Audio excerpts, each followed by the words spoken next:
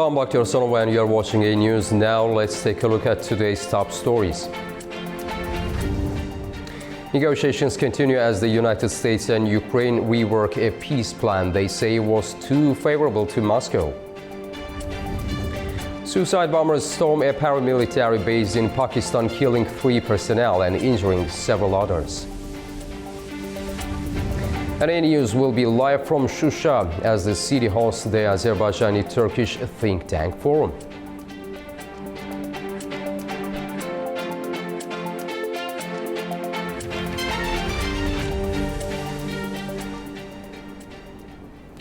Talks in Geneva between the United States and Ukraine have produced what both sides describe as significant progress on a revised peace framework to end the war with Russia. An updated draft is now on the table and negotiators say it brings a just and lasting peace closer. Let's take a look. The US and Ukraine say they have made significant progress on a revised peace framework after hours of talks in Geneva. According to a joint readout, the updated framework now incorporates Ukraine's key demands: security guarantees, sovereignty, economic recovery, and infrastructure protection. Ukrainian officials say the revised draft better reflects Kyiv's national interests. Washington's delegation, led by US Secretary of State Marco Rubio, said most unresolved points in the 28-point plan had been substantially narrowed, though further work is still needed on issues involving NATO and Europe's role.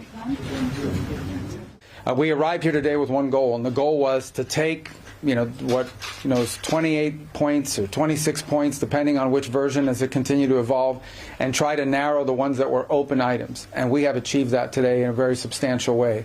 Now, obviously, like any final agreement, they'll have to be agreed upon by the presidents. And there are a couple issues that we need to continue to work on. I can tell you, that I feel very optimistic that we can get something done here because we made a tremendous amount of progress today. European advisors from France, Germany and the UK joined parts of the talks, offering counter-proposals, rejecting troop limits and territorial concessions. President Volodymyr Zelensky said continued dialogue with Washington is vital, stressing unity behind Ukraine's national position. It is important that we do talk to the Americans, and we are getting signals that President Trump's team is hearing us. The unity of Ukrainians in defending our independence and sovereignty is what works, and I expect everyone to follow the state's position, not opposing signals.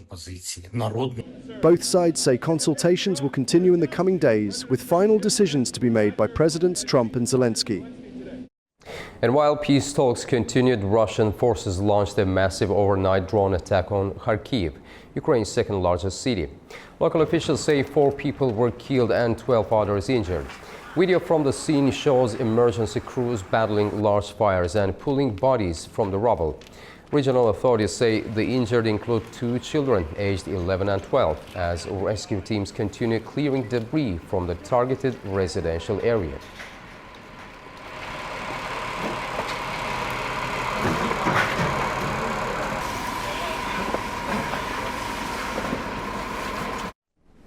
A close ally of Bosnia's Serb Republic, separatist leader Milorad Dodik has won a snap presidential election in a tight race. The Election Commission said Siniša Karan received 50.89% of the vote. He was narrowly ahead of opposition contender Branko Blanusa of the Serb Democratic Party, the STS, who received 47.81% of the vote, although turnout was low.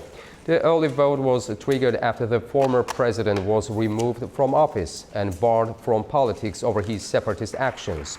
The mandate will be short as general elections are scheduled for next October. After winning, Karan thanked the voters.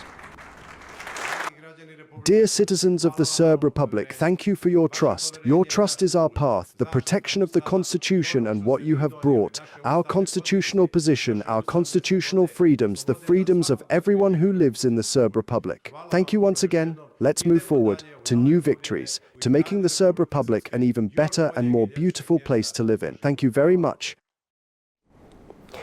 Now, Israel has confirmed it carried out a targeted airstrike in southern Beirut in Lebanon on Sunday, killing a senior Hezbollah commander, Haytham Ali Tababai. It's despite a U.S.-brokered ceasefire that was made a year ago. Israeli Prime Minister Benjamin Netanyahu said that Israel would not allow Hezbollah to rebuild its forces and that he expected the Lebanese government to fulfill its obligation to disarm Hezbollah.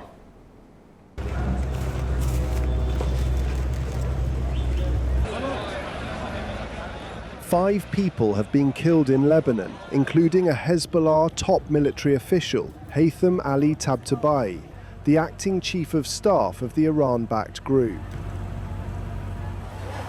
It's after an Israeli airstrike hit an apartment block in a southern suburb of Beirut on Sunday. Lebanon's health ministry said about 28 people were also wounded. Israel confirmed it carried out the targeted hit, the first on the outskirts of the Lebanese capital in months. Hezbollah also confirms the information. In a televised statement on Sunday, Israeli Prime Minister Benjamin Netanyahu said that Israel would not allow Hezbollah to rebuild its forces. I thank the IDF and the security forces who carried out a professional, precise and successful operation today. The policy I lead is crystal clear. Under my leadership, the State of Israel will not allow Hezbollah to rebuild its power, and we will not allow it to return to pose a threat to the State of Israel. I expect the Lebanese government to fulfill its commitment to disarm Hezbollah.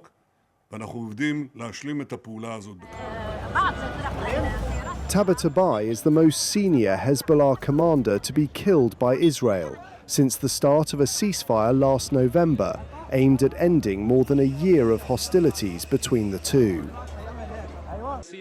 Lebanese President Joseph Aoun is calling for the international community to intervene and stop the strikes, saying Israel's actions violate the agreement that ended 13 months of conflict. Over to Pakistan, where gunmen have attacked a paramilitary force headquarters in Peshawar this morning. The complex was targeted by 3 suicide bombers, killing 3 people. Police say the attackers opened fire as they forced their way into the headquarters before blowing themselves up inside. Law enforcement has cordoned off the area. The headquarters is in a densely populated neighborhood. No militant group has claimed responsibility so far.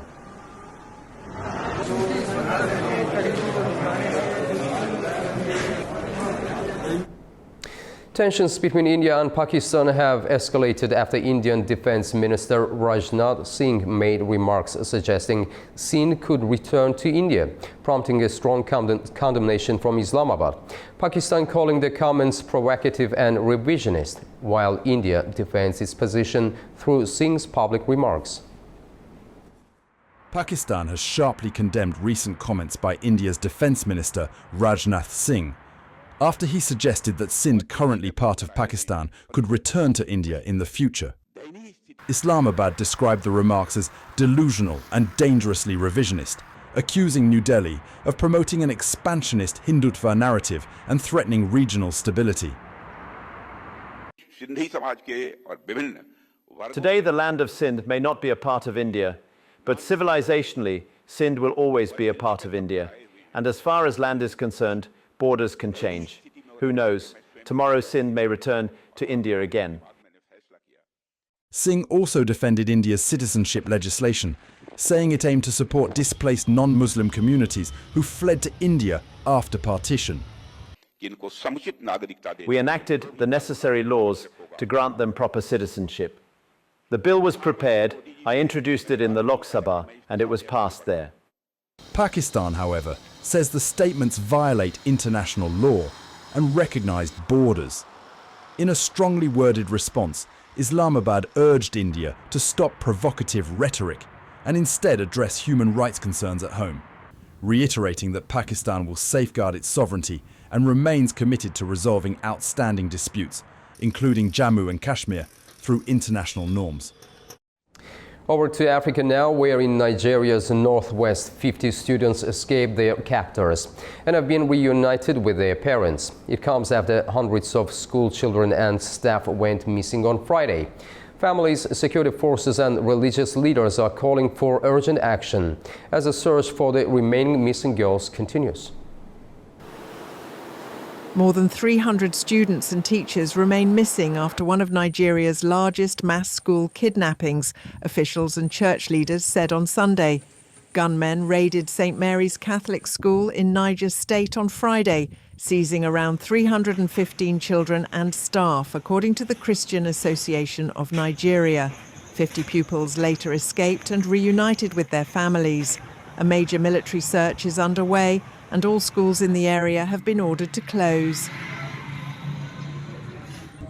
Security forces continue to comb forests and remote routes as families wait for news of their children.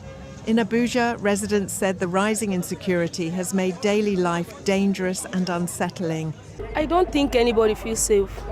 Aside me, I don't think anybody feels safe for what is happening in Nigeria presently, because the kidnapping, the bandits everywhere, the killing, everybody is so scared.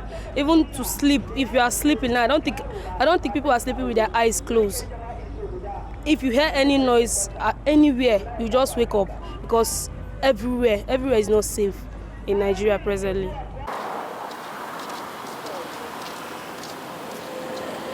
I think the government should try by all means to adopt a system whereby there will be security agencies that will be released to churches, schools, and other infrastructures that at least the people can be safe when they are around their place of duty and workplaces. Pope Leo XIV has appealed for the immediate release of the hostages, saying he felt great pain for the young people abducted and their anguished families. The St. Mary's attack comes days after 25 girls were kidnapped in Kebbi State, and before that, worshippers were seized in Kwara State. Authorities say bandit groups often target poorly protected boarding schools for ransom. Now, the G20 summit has officially wrapped up and South Africa is marking an historic moment as the first African nation to host the event. President Cyril Ramaphosa celebrated the swift adoption of the 122-point Leaders' Declaration focused on multilateralism, climate action, debt relief, plus a number of other key issues. It's despite opposition from the United States, which refused to participate, and had earlier warned it would not accept any consensus without its approval. Now, with the United States set to assume the G20 presidency next, a dispute over diplomatic protocol continues. South Africa says the handover will go ahead. This G20 lead. Canada and India have agreed to restart talks for a new trade deal following a two-year pause after a diplomatic spat between the two countries. At the sidelines of the G20 summit, Prime Minister Mark Carney met with India's Prime Minister Narendra Modi for a bilateral discussion. The leaders agreed to begin negotiations on a high-ambition, comprehensive economic partnership agreement. It's aimed at doubling bilateral trade to $50 billion by 2030, the Indian government said on Sunday. Japan's Prime Minister Sanae Takaichi says she did not meet Chinese Premier Li Qiang during the G20 summit, but stressed that Tokyo remains open to dialogue despite rising tensions. She reaffirmed her government's commitment to maintaining a stable and constructive relationship with Beijing, while underscoring that Japan will stand firm where necessary. Her remarks follow criticism from China after she suggested earlier this month that a potential Taiwan conflict could pose an existential crisis for Japan.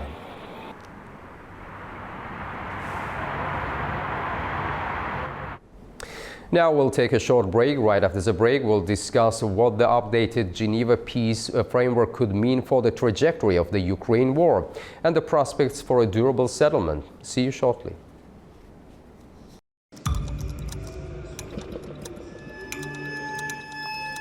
Inside Politics delves deeply into the heart of global issues shaping our world today.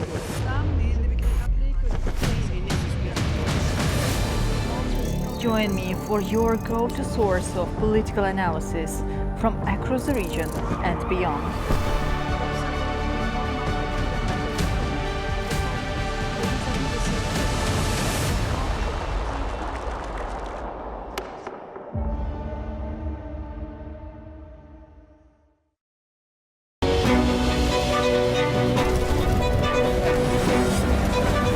It's often said the world never sleeps, but who's ready to wake you up with all you need to know about what is happening across the globe and in the region? We are. Daybreak is live every morning, bringing you a complete wrap-up of the stories from overnight and all the news already happening in the world. The biggest global headlines, the key regional developments, the must-read stories shaping the day. We show them, we discuss them, we guide you through their meaning. We give you the news and a first look at the key headlines. I'm Nadia Jani. And I'm Lou Brown. Join us, it's Daybreak here at A News.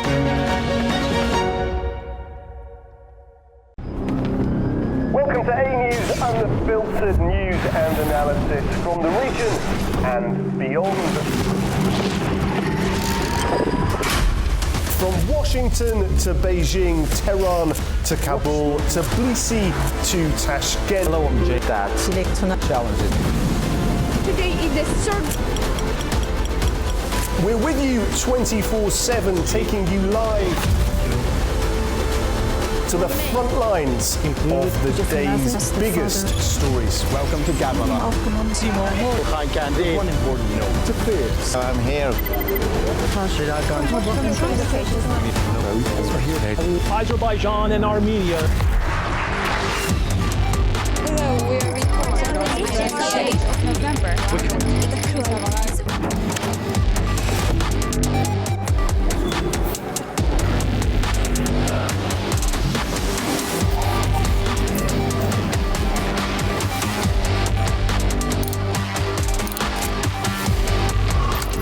Reporting from Paris, Dar es Salaam, Tel Aviv, Washington, London, Moscow, Kyiv, Berlin, Rio de Janeiro, Beijing, Bangkok, Tbilisi, Tashkent, Almaty, Kazakhstan, Port Sudan, Tehran, Islamabad, Istanbul, Kabul for A News.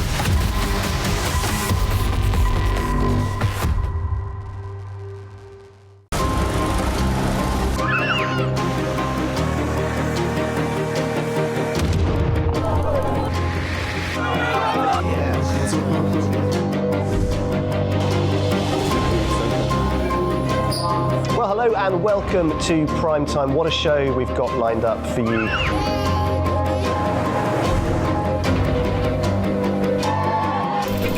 In a complex world, clarity is power.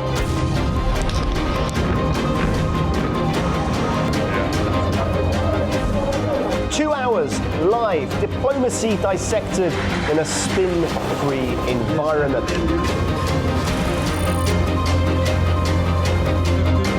That's Prime Time with me, Guy Schoen, weekdays on A News.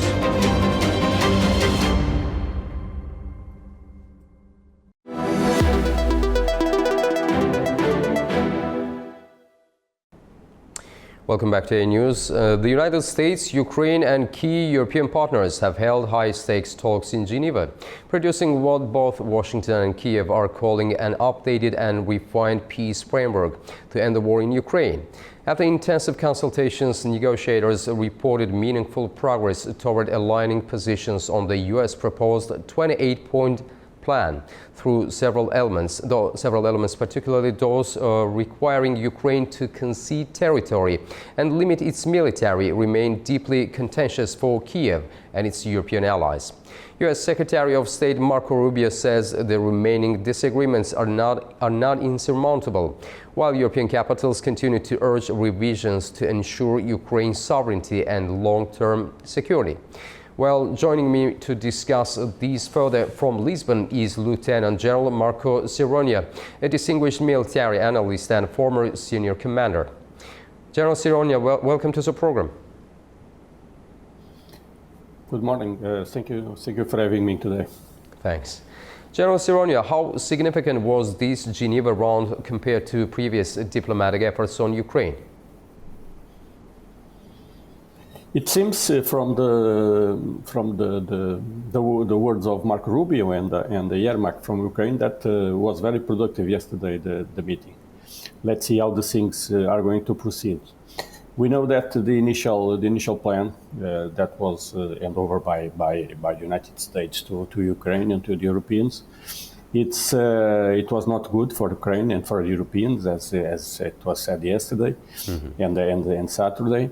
And due to two main questions, and you have already spoke about that. It's the question of territories, how to handle the territories in the future after the ceasefire, and issues of sovereignty of Ukraine. Of course, it's the top numbers of the armed forces. It's the Ukraine should not have some kind of military assets and things like that. In this plan, we know that has been settled. It seems by Witkoff and Dmitriev some 1 month ago or something like that.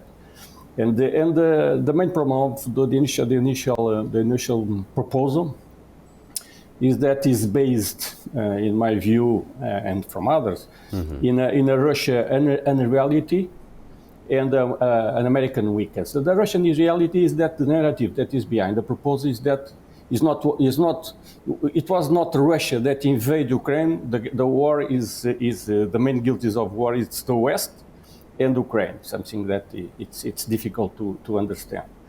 And the other unreality is that seems that Russia it's near to have a military victory in Ukraine. What is not? It's not true, as we know. So it's the main point. And of course, when I say American weakness, is that Donald Trump is having, as we know, internal problems, very huge problems due to several things, and he needs to urgently have a peace plan for Ukraine. And so that's the American weakness. The other point of American weakness is that behind all of these relations with Russia is big business, as you know, for few people in the United States and few people in Russia. That's the main problem that is behind this initial proposal. General Sironia, Ukraine and several European states have expressed concern that the original 28-point plan favors Russia. What elements of the plan are most problematic? The most problematic is the initial plan was the proposal of Russia to gain territory as we say in the office, not in the military operation. So they want all the rest of the Donbass and of course the incorporation, the definitive incorporation of all the land that Russia is now occupying. Definitively in the Russia lands or Russian Federation land, something that is not acceptable for Ukrainians and not only for Ukraine. It is something that is against international law and the UN Charter, as we know, because inviolability or no violation of borders, it's something that is very, very much written in the UN Charter. So it's something that is illegal under the point of view of international law. The other is sovereignty aspects that Russia was trying to condition the Ukrainians for the future. We have problems also with the reconstruction, who is going to pay the Russian for the assets and other things, but things that have been changed, it seems, in the second draft that is going to be continuous discussing today. And if Kiev were to accept territorial concessions, how would that reshape the military balance and future security architecture in Eastern Europe? The second draft that was discussed yesterday concerning the security guarantees involve a more huge, bigger framework. Most probably an accord or an agreement at the European with the United States, the European countries, and Russia with a framework for the future. something that we have seen in '75 with the Finland agreement, something like that at the time with the Soviet Union, but something that should address all the security issues in Europe involving Russia and Europeans and the United States, of course. The concession of territory is something that is not acceptable. Well, we know. But the other point of the security guarantees that the Russians don't want is the eventual presence of allied force of Ukraine inside Ukrainian territory, and not any presence of strong military assets like airplanes and missiles, long-range missiles, and things on that. Something that Ukraine was not able to accept, of course. The plan reportedly includes limits on the size of Ukraine's armed forces. How realistic is such a provision while the conflict remains unresolved? It's not correct, of course. First of all, in the top of that is the issue of sovereignty. So it's not the plan does not say that the Russian armed forces should have 1 million or 5,000 or something like that. So it's not correct to address a top limit of the amount of Ukrainian forces. That is not possible. So nevertheless, the second draft has 800,000 militaries. What is something that is near the reality? It is the top, of course, is the maximum, I suppose, that Ukraine can generate. So it's something more in reality. Of course, we know that if the disagreement goes forward, as everybody hopes, of course, we need peace. The ceasefire is not going to end with the military presence from both sides. So the Ukrainians should keep the needs, the armed force needs in the front line, of course, at least, because this plan is not the end of the war. As you know, it's a kind of conditions for a ceasefire, and after a lot of things have to be discussed, including the possible exchange of territories. Minimal exchange, of course, but it's something that should address. And nobody can say us that the war will not reopen again. So the Ukrainians have to have the minimum capabilities in present for deterrence, of course, and to fight if Russia can come back again. Also, General Sironia, how much leverage does Washington currently have over Kiev's negotiating position, given Ukraine's dependence on U.S. security and financial support? For the time being, more security support than financial support, because we know that almost all the things the military assets that the United States it's deploying will be paid or are going to be paid by the Europeans. So it's the leverage. What can I say? This the red lines for Ukraine, we know, is to accept the handover of the territories permanently to Russia is something that is not acceptable. Of course, the de facto situation has to be accepted, of course, and discussed in the future how to recover them by diplomatic means. That's what Ukraine said, and that is it's a no-go. The other is the sovereignty aspect issues, saying that the first plan spoke about the elections in 100 days. Something it's impossible to do. The number of people in the armed forces, the types of military assets where they should be placed outside Ukraine, things like that are not acceptable also.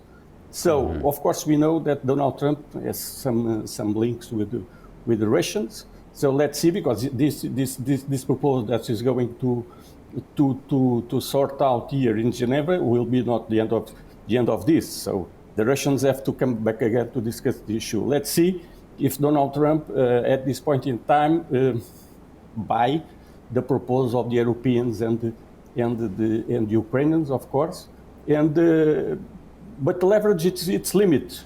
So when we spoke about the future of the countries and the people of Ukraine, the Ukrainians have the last word. So in the last word is from Ukrainians. If they want to keep fighting for their own rights, who's going to oppose that? What the maximum that United States can do, it's not support Ukraine anymore, and that in that situation will be difficult, but the Europeans have to do that.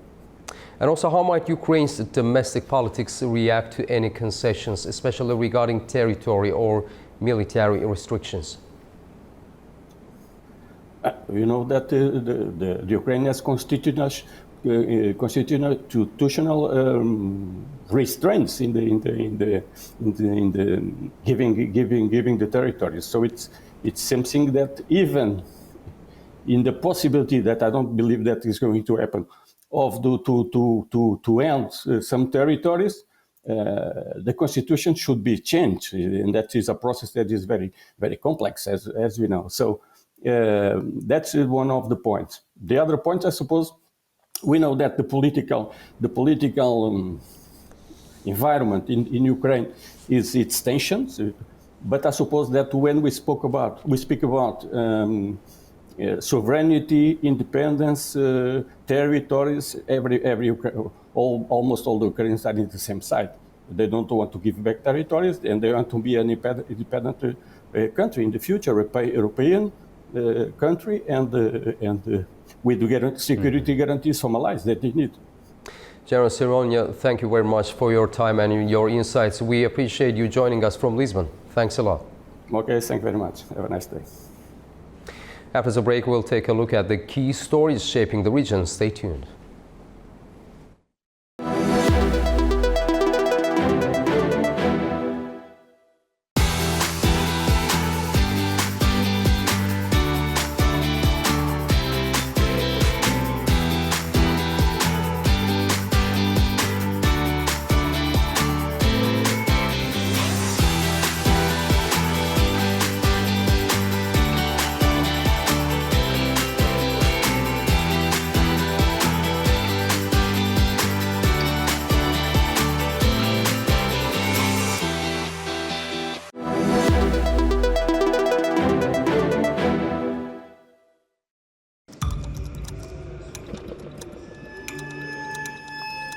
Inside Politics delves deeply into the heart of global issues shaping our world today.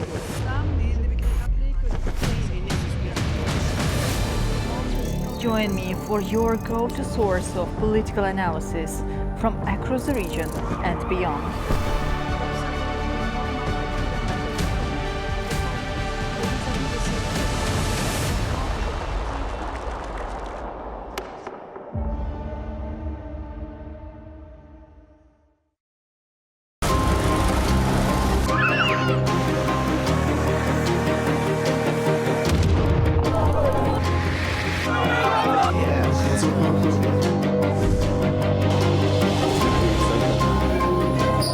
Well, hello and welcome to Primetime. What a show we've got lined up for you.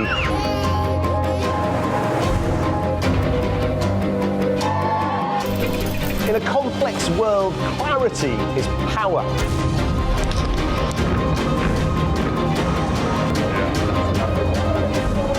Two hours live, diplomacy dissected in a spin-free environment.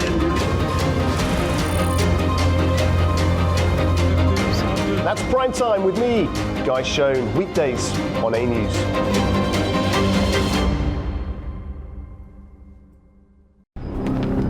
Welcome to A News, unfiltered news and analysis from the region and beyond. From Washington to Beijing, Tehran to Kabul, to Tbilisi to Tashkent. Hello, I'm Jay. That's challenges. Today is the third. We're with you 24/7, taking you live to the front lines of the day's biggest stories. Welcome to Gabala. One important note. To Fierce. I'm here. Azerbaijan and Armenia. Hello,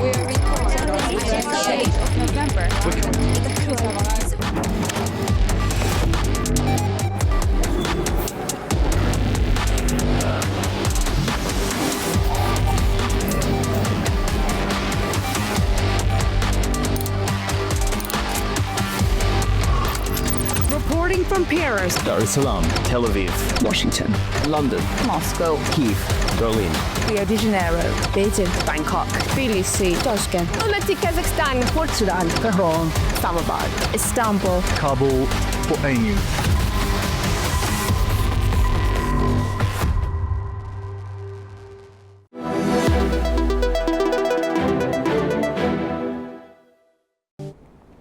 Welcome back to A News. Now let's take a closer look at the key stories shaping the region. And regional diplomacy is accelerating as tensions between Afghanistan and Pakistan continue to rise. Iran says it's now consulting closely with a number of countries in an effort to reduce friction between Kabul and Islamabad. Our correspondent Tamim Bahis has more details from Kabul. Iran's foreign ministry spokesperson Ismail Beghai confirmed that Iran has been in talks with Russia, Qatar, Turkey, and several other regional players. He says Iran will keep pushing for what he calls an appropriate regional framework to address the disputes. Turkey is also stepping up its involvement.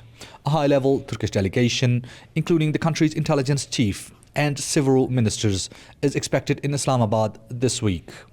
Ankara says it hopes to help ease tensions, which have intensified after the failure of a third round of talks between Afghanistan and Pakistan. Russia and several other states have also expressed a readiness to mediate. But for now, it remains unclear whether these regional initiatives will be enough to break the deadlock. Meanwhile, Pakistan's Foreign Minister and Deputy Prime Minister Ishaq Dar met with Kaya Kailas, the European Union's High Representative for Foreign Affairs, as the 7th round of EU-Pakistan strategic dialogue gets underway. According to Pakistan's Foreign Ministry, Islamabad reiterated its commitment to peace, regional stability, and resolving tensions with Afghanistan through dialogue. Kabul was urged to take what officials called a constructive role in counter-terrorism efforts.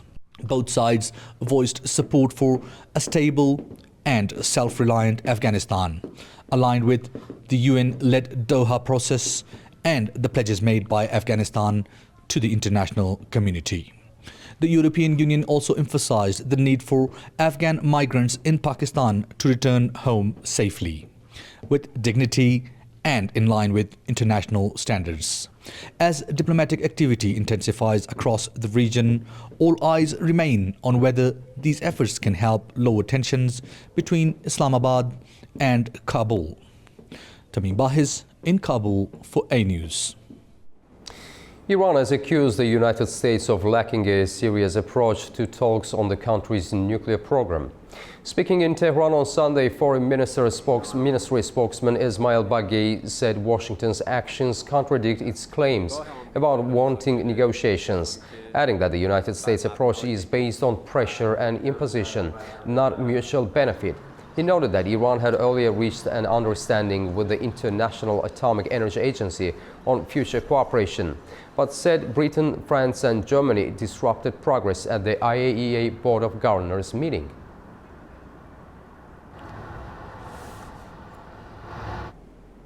Syria's capital, Damascus, is facing a severe cash shortage, with residents struggling to access money from ATMs and daily banking services disrupted across the city. Experts say years of conflict and sanctions have pushed liquidity to the breaking point. Long queues at ATMs, multiple trips across the city and disrupted networks are the latest signs of the crisis in Syria's capital, Damascus. Every day, residents face these challenges just to withdraw money. Syria is grappling with a deepening cash shortage, with withdrawal limits, stalled electronic payments and malfunctioning banking services disrupting daily life.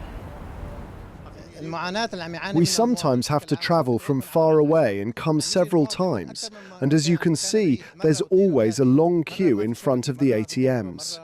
This happens for several reasons.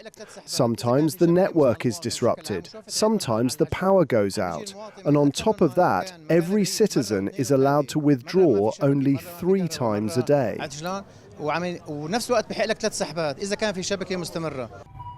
Experts say the crisis reflects the combined impact of years of conflict, international sanctions, and tightening monetary policy, which have pushed liquidity to the breaking point.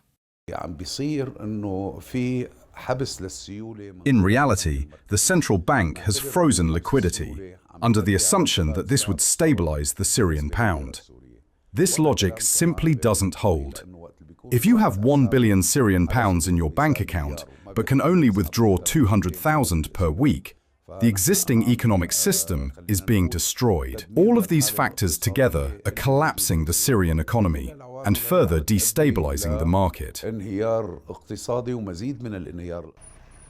Economists warn that unless cash supplies are restored and the digital payment system strengthened, the liquidity crunch could spill over into broader financial and social sectors, putting further strain on an already weakened economy. Pope Leo XIV will visit Turkey and Lebanon on the first apostolic journey of his pontificate. He is expected to start his trip in Turkey on Thursday, beginning in the capital Ankara. He will then travel to Istanbul and continue to the northwestern town of Iznik to mark the 1700th anniversary of the first Christian council held there. Later, the Pope will fly from Turkey to Lebanon, which has the largest Christian population in the Arab world. His decision to go ahead with the trip despite ongoing instability has drawn international attention.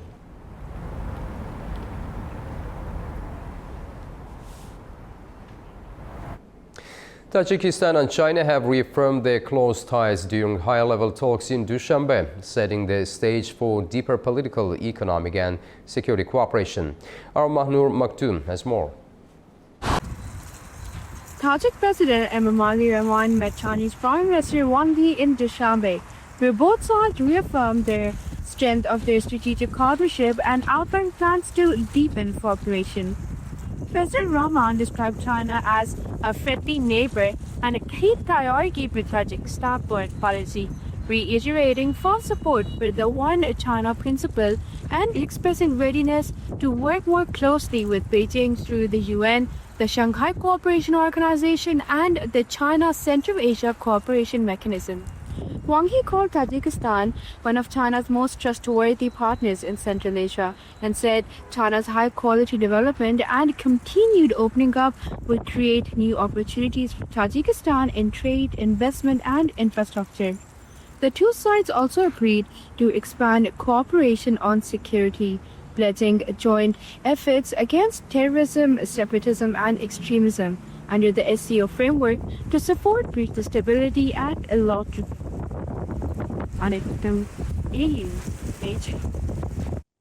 Now we'll take a short break. Right after the break, we'll take you to Shusha for the first Azerbaijani-Turkish think tank forum in that city, breaking down what this landmark gathering means for regional security, economic integration and long-term strategic cooperation. Stay with us.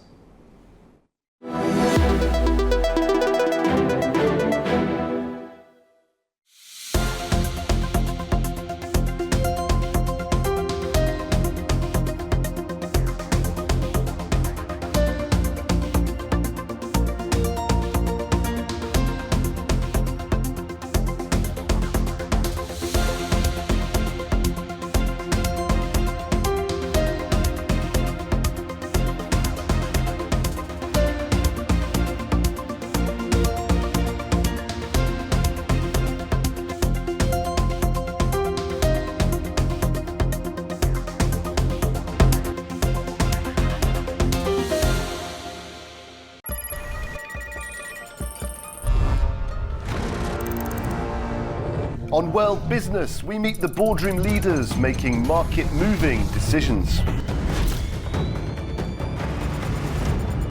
And find out how leaders are dealing with continuous technological disruption.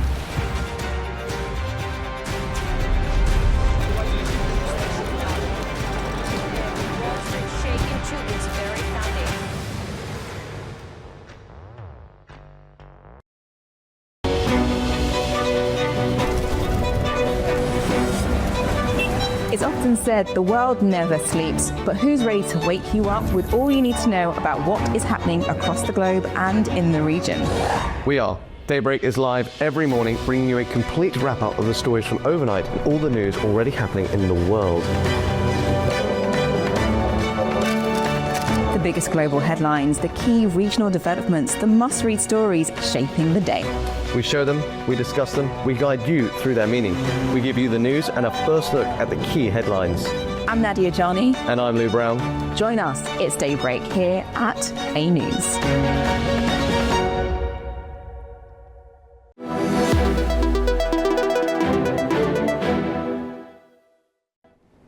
Now let's go back to one of our top regional stories today, with an Azerbaijani-Turkish think tank forum officially kicking off in Shusha, Azerbaijan. The forum focuses on some of the most pressing areas of cooperation, from regional security and foreign policy to economic integration, energy, transport and communications.